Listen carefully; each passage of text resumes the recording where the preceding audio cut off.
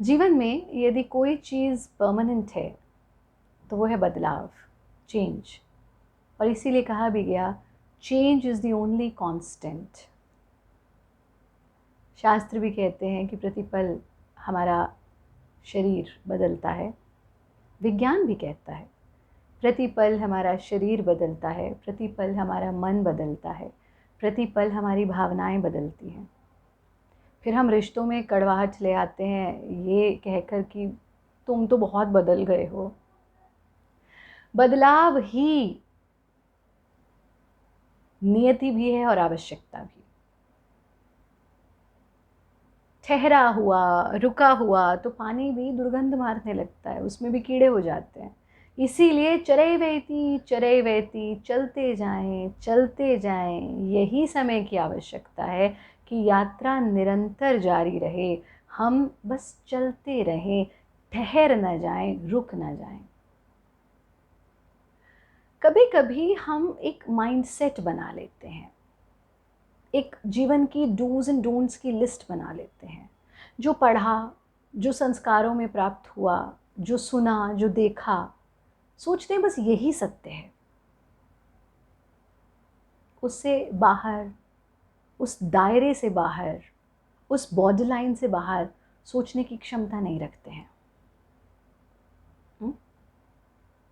हम सोचते हैं कि ये क्योंकि मैंने पढ़ा है, ये क्योंकि मैंने सीखा है, तो यही सत्य है। एक उदाहरण आपको देना चाहूँगी यहाँ पर, और उदाहरण है, I will not take name but it is a very very famous incident.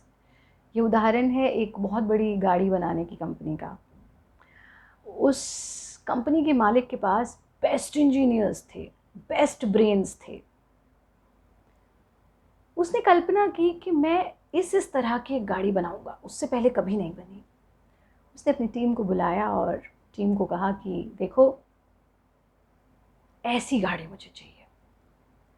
तो जो उसका best and top most engineer था वो हंसने लगा। उसने कहा, सर दैट्स नॉट पॉसिबल। मालिक ने कहा, why is it not possible? कह रहे, सर ये हो ही नहीं सकता ना।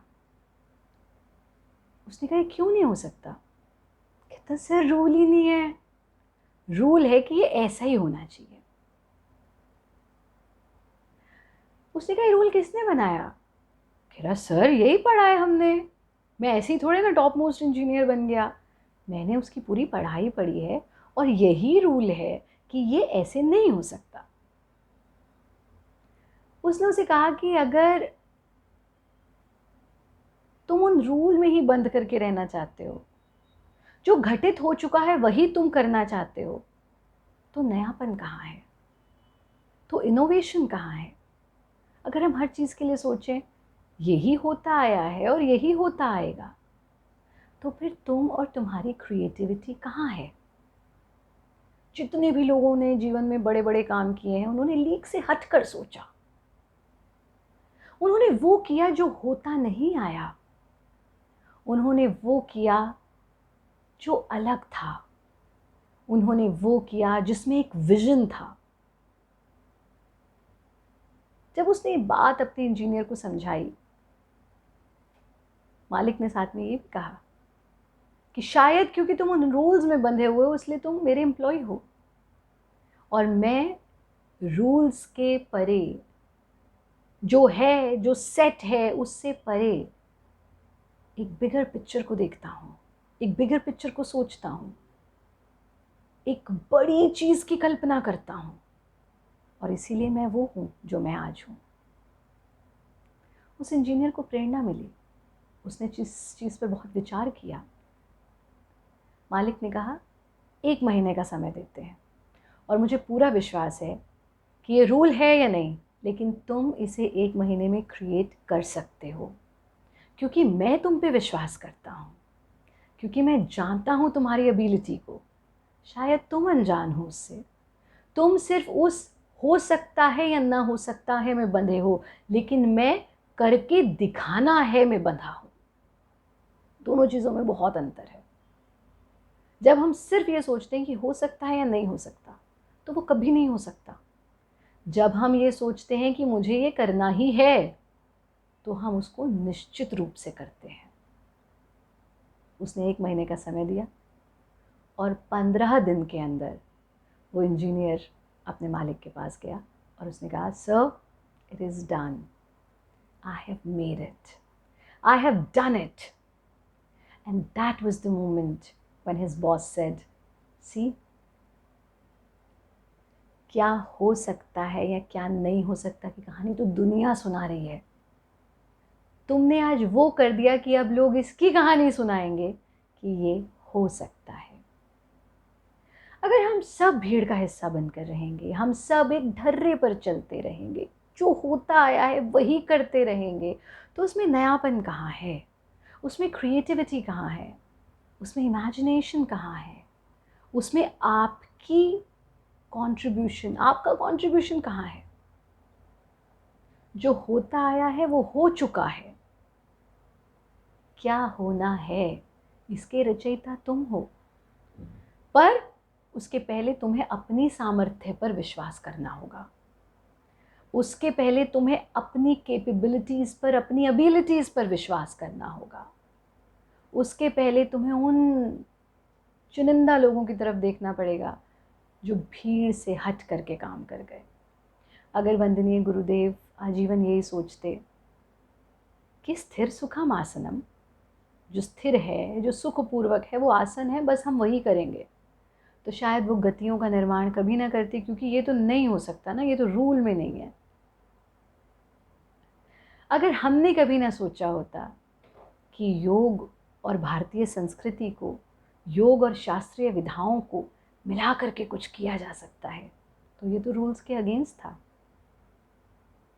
किसी भी ऐसे नाम को उठा लो, अगर वो सिर्फ यही सोचता कि ये तो नहीं हुआ क्योंकि आज तक, इसलिए ये नहीं होगा। विगत आगत का प्रतीक नहीं है, ये चीज़ जीवन में हमेशा याद रखना। हमारी एक कविता थी, हमने लिखी थी, विगत आगत का प्रतीक नहीं। जो बीत चुका आवश्यक नहीं है कि वही जिंदगी भर होता रहेगा। क्यों हम ये नहीं सोच सकते कि जिसने वो रूल्स बनाए, हम कुछ नया करके कुछ रूल्स बनाए? किसने बनाए? हम ये नहीं कह रहे कि आप पारंपरिक चीज़ों से छेड़छाड़ करें, आप ट्रेडिशनल चीज़ों से छेड़छाड़ करें, आप हमारी पारंपरिक चीज़ों को तोड़ मरोड़ करके कुछ करें। नहीं, वो पारंपरिक है, अच्छी बात है, पर इनोवेशन तब तक नहीं होगा जब तक आप ब्रॉडर पिक्चर को नहीं देखोगे। इनोवेशन तब तक नहीं होगा जब तक आप कुछ क्रिएट नहीं करोगे। इनोवेशन तब तक नहीं होगा जब तक आप ये सोचते रहोगे कि ये तो क्योंकि ऐसे ही होता है इसलिए ये ऐसे ही होगा। बस यही अंतर है, यही अंतर है उनमें जो कुछ कर गए और उनमें जो सिर्फ उसे पकड़ करके बैठे रहे कि पर ये तो ऐसे ही होता है। अगर ये ऐसे ही होता है तो 1000 लोग कर लेंगे, फिर तुम में और उन हज़ारों में क्या अंतर?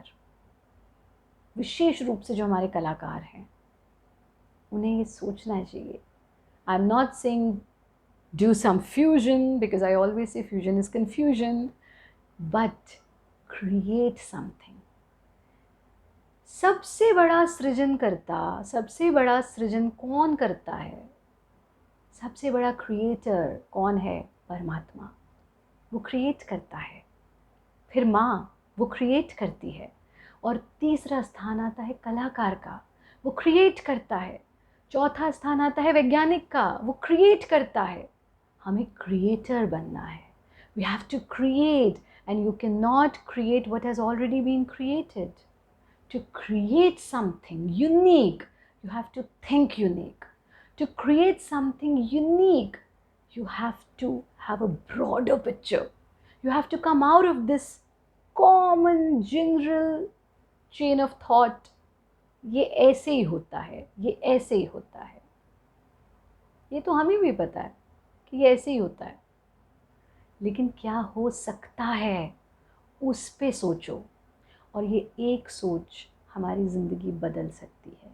जो चला आ रहा है वो उस रुके हुए पानी की तरह है, लेकिन हमें चरई वेती चलते जाना है। और जीवन में एक चीज़ और अवश्य याद रखना कि गुरु की सार्थकता भी तब है जब हम गुरु से ज्ञान लेकर के आगे बढ़ें, मील के पत्थर की सार्थकता तब है जब उस मील के पत्थर पर जो लिखा है उससे आगे बढ़े। गीता की सार्थकता तब है जब गीता के ज्ञान को आत्मसात करके हम आगे बढ़ें।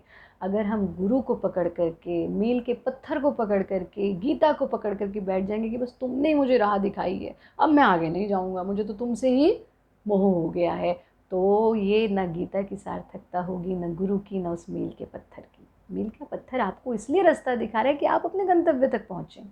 गीता इसलिए आपको रास्ता दिखा रही है कि आप अपने गंतव्य तक पहुँचे। गुरु ने कहा कि ये रूल्स हैं, पर अब तो उन्मुक्त गगन में उड़, अब तो अपनी क्रिएटिविटी कर। अगर हम यही सोचते जब हम विद्यार्थी थे, जब हम कथक केंद्र में विद्यार्थी थे कि भाई ये तो कथक तो ऐसे ही होता है, नहीं, हमने उसे एक नया आयाम दिया, एक नया रूप दिया, उसकी कथाकार शैली को लेकर के आए, उसको अध्यात्म से जोड़ा, उसमें नृत्यमय कथा को जोड़ा, तभी तो कुछ सृजन हुआ, तभी तो कुछ नया हुआ। पर हम सोचते कि नहीं, देखो ये ताल है, ये लय है, ये संगीत है और ये टुकड़े तोड़े हैं, बस इतना ही हम करेंगे, तो फिर सृजन नहीं है। ये लय है, हमें पता है, पर उस लय से हम कैसे कुछ बड़ा उत्पन्न कर सकते हैं, कुछ नया क्रिएट कर सकते हैं, ये हमारी क्रिएटिविटी है। और क्रिएटिविटी से भी ज़्यादा ये हमारा विश्वास है हमारे ऊपर। जब तक आप स्वयं पर विश्वास नहीं करेंगे तब तक आप कुछ सृजन नहीं कर पाएंगे। तो अपने आप पर विश्वास करें, परमात्मा पर विश्वास करें, बड़ा सोचें, बड़ा देखें और उस बड़े सोच, बड़े दृश्य के साथ एक बड़ी ज़िंदगी जीने के लिए संकल्पित